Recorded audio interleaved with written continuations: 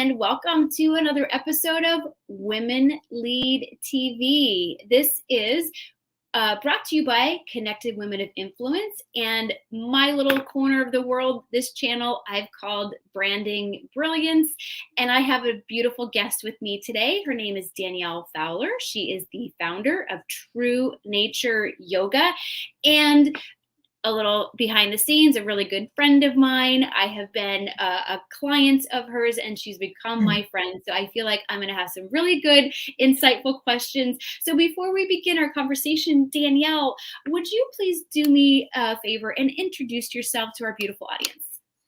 Well, hello, everyone. I am Danielle Fowler, founder of True Nature Yoga, like Marcy said. And I am just a complete fan of you, Marcy, as well, and the work that you have done. You've really helped me with my brand over the years and really encouraged me to keep authentic and real with my brand. And I just really appreciate that. And so it's an honor to be here with you and to chat about this, because you've been a part of it along the way.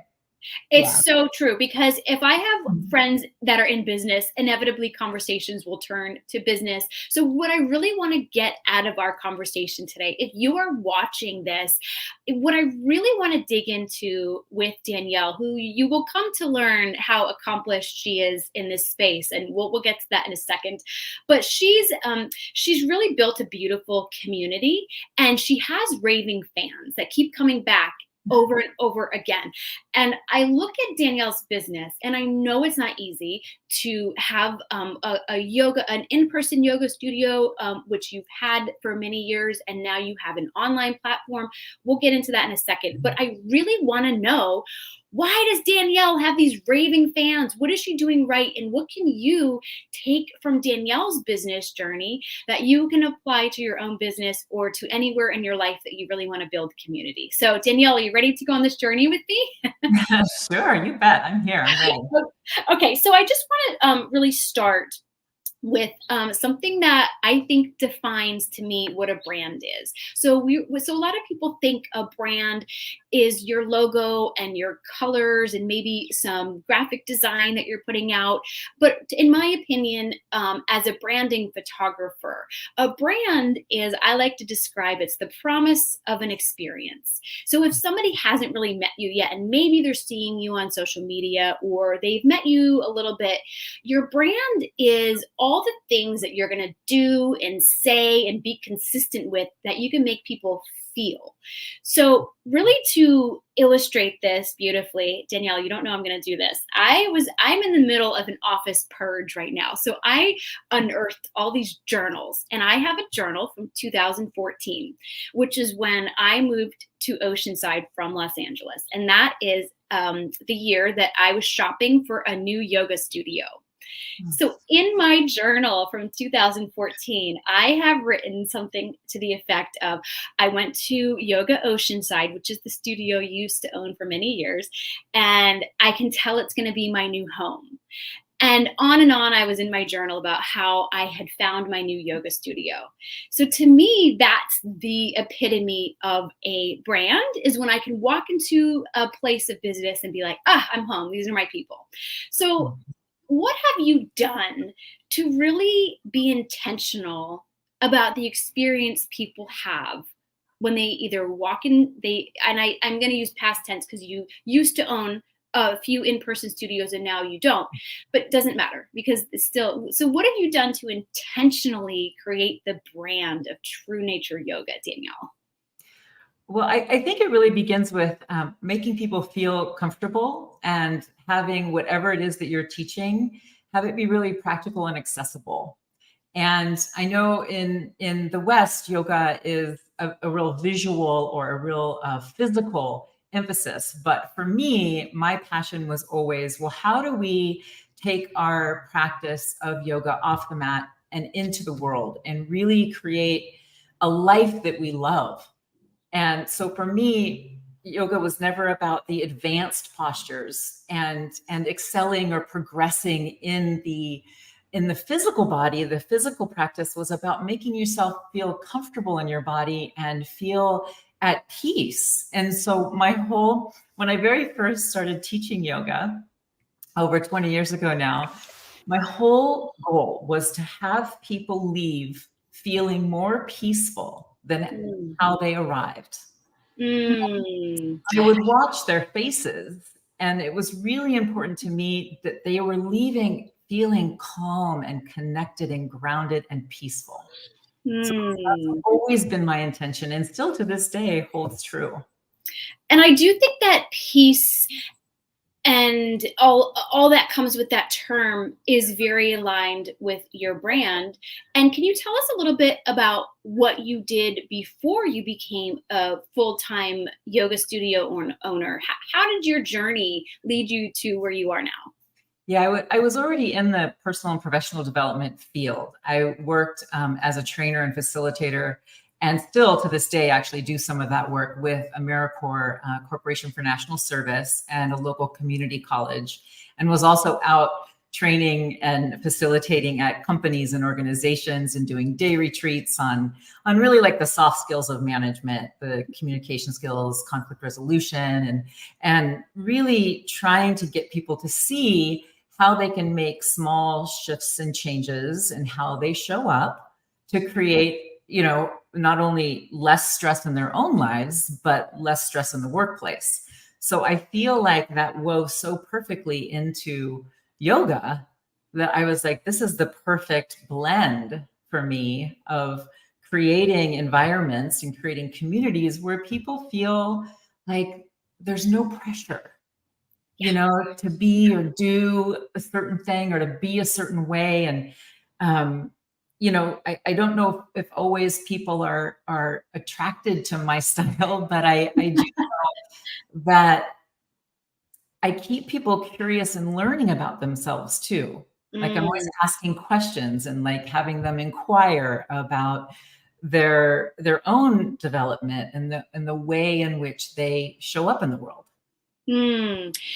That is such a valuable little nugget as well, and because I think that also ties in so well to the kind of the brand of yoga that you've created. Because as I mentioned at the top of this, I had moved to Oceanside from Los Angeles, and in Los Angeles, there's a ton of yoga studios, and I was a member of a yoga studio, and their brand was yoga for athletes. So they even took pride in the fact that they didn't do any chanting, they didn't do they actually listed a lot of things that they didn't do, almost like a knock or a dig on photo studios that did chanting and some of the inner work. They're like, we're for athletes, so it was like the hard body.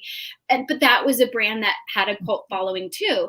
And your studios never had any mirrors, because it Mhm. was never, and that's why I think I felt so at home and at peace when I walked in, because it was never about how my butt was going to look or how my arms were going to look, or if my face or my hair, who cares? You can't see yourself.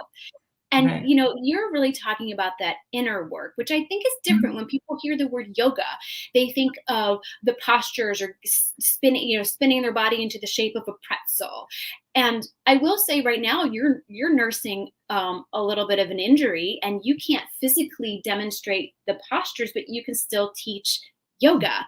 Can you say a little bit more about the asana, the poses, versus the inner work of yoga?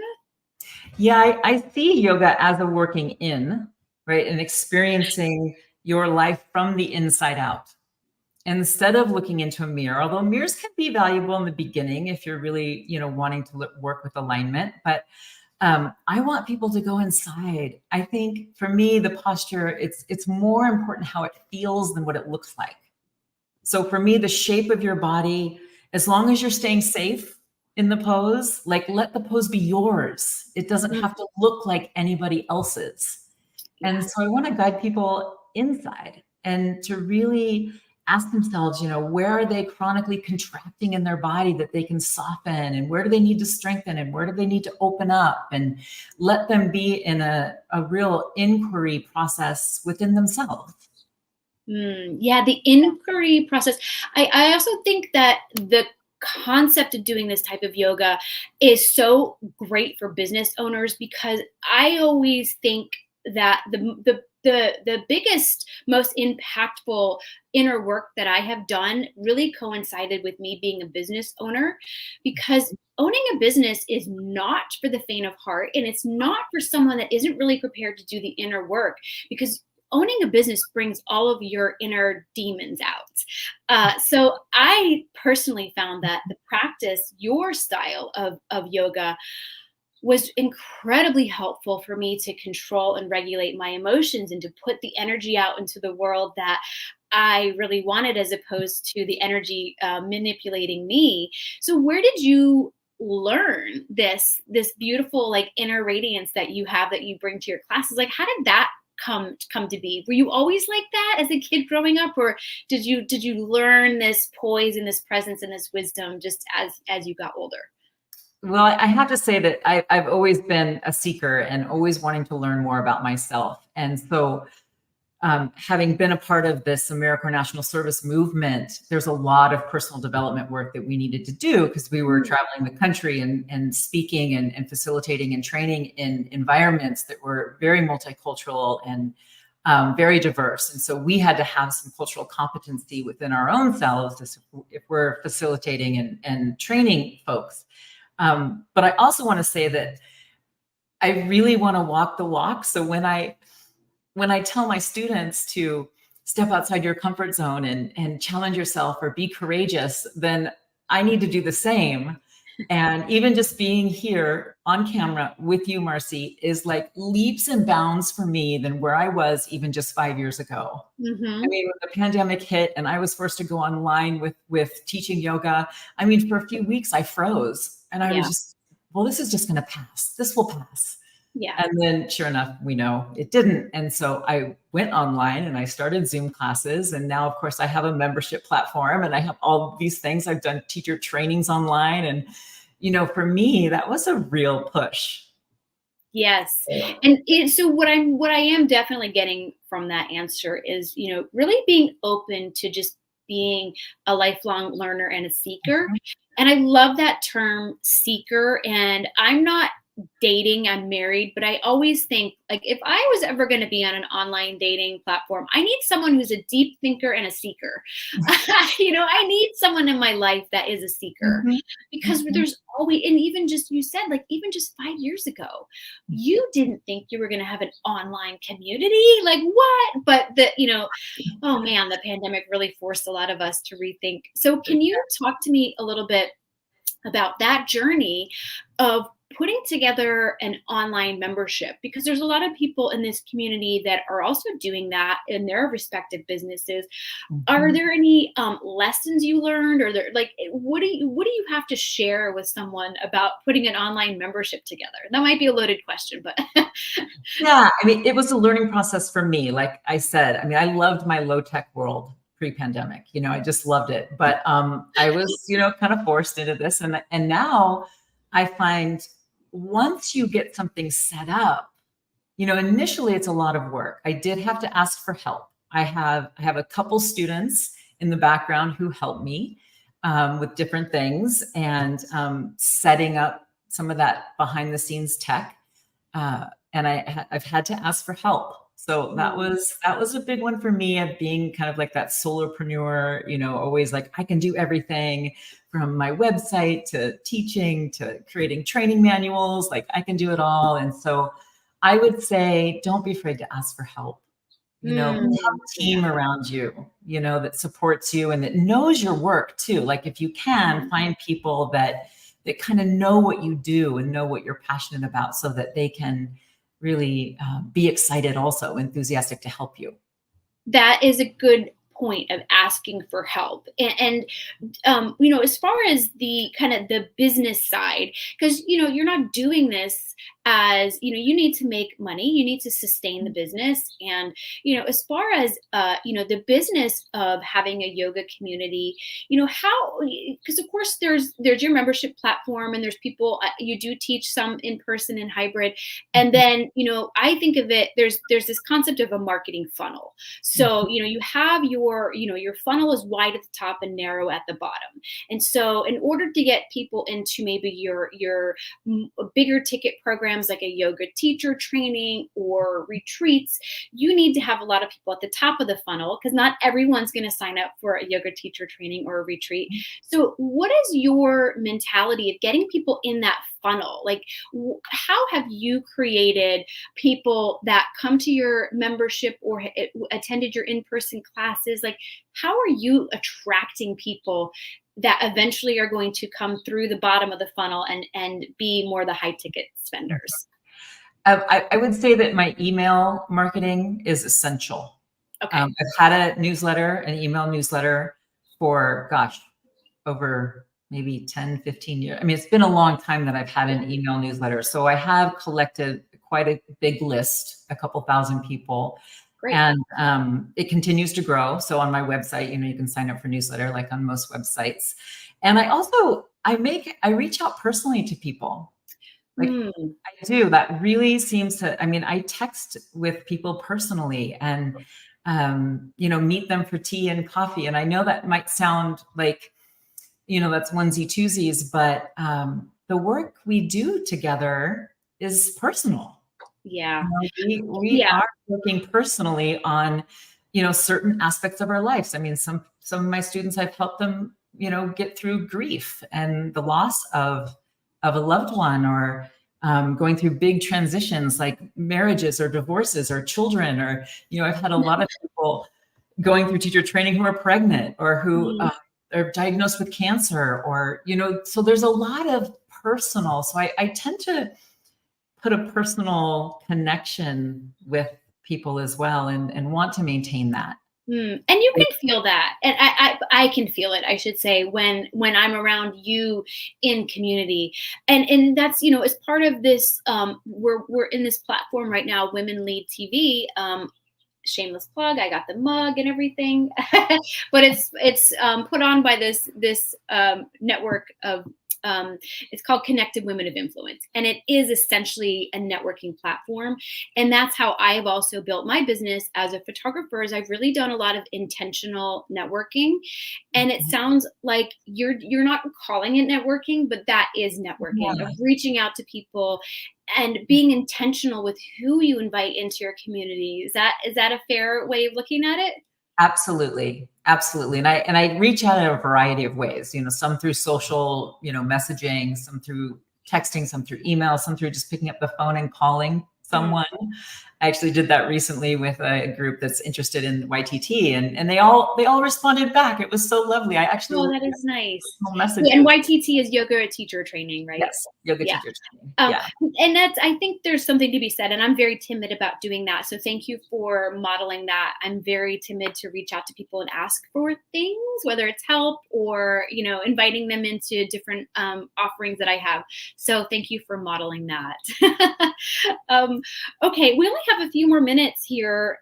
So what is it that you feel like you can share with somebody about what's important to you when you're creating community? What do you look for? What has been successful? Like, any tips for really intentionally inviting people in and creating a community that feels perfectly aligned with your values and your brand? Yeah, I think the feedback I've gotten from people is that they love it when I tell stories about my own experiences and challenges with certain practices. The yoga tradition provides, an abundance of practices and tools and techniques for our own evolution and upliftment, but they're hard. They're not always easy. We sometimes are flawed humans and just trying to do the best we can. And so I think the authenticity comes through when I'm talking about, how I'm trying out a new practice, and how it sometimes it goes well, and sometimes, we have more work to do. Yeah, it's true. It's so true.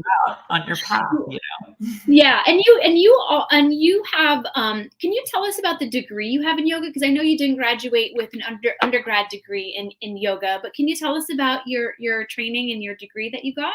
Yes, I received a master's degree from Loyola Marymount University in yoga studies, and it was the first yoga master's program in the country. So I was part of the first cohort, and it was lovely. It was so, I loved it so much because for me, I was always a practitioner first, you know, doing the practice, but I loved the study. I've always loved reading the ancient texts and figuring out how to apply ancient wisdom to like modern times is one of my passions.